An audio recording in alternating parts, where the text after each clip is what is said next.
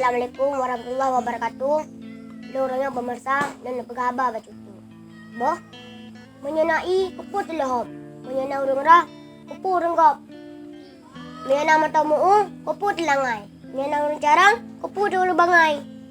Hai bangsa Aceh, cucu para pejuang.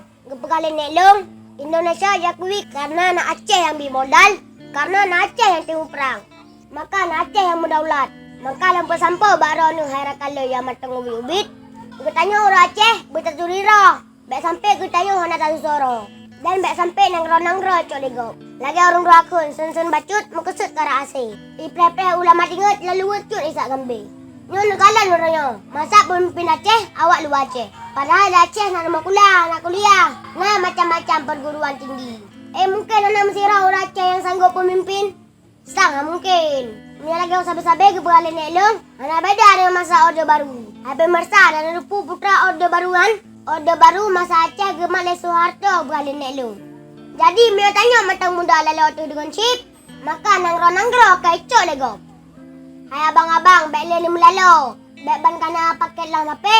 Hana nu pakai ke ban nasib langro. Nyo Jino tanya tinggal pengut. Gunakan media untuk salin dan gerti yang hana betul. Yang nak TikTok cuba gabar kagak siapa. Baik dengan Imran ni. Baik yang nak yang inang kada menggoyang. Yang agam kada semena. Watai lagi inang rap bergabar. Baik kada iminan. Ni ladam lagi watai gak bergabar bergasih salah. Begah apa je perak lumayan yang sangat carang tat. Menyang aku perak lelong jangan barang lempihan ni perak. Nyapa jangan tu pura ni.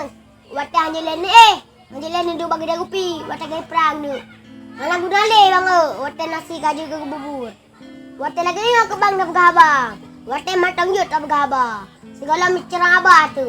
Menyangkai cok nang ragogak mana pun tak oleh. Culik tu. Ni lagi orang bergabar je watai matang jut dah bergabar. Kasih baik oleh pemirsa boh. Salim dari Aceh. Assalamualaikum warahmatullahi wabarakatuh.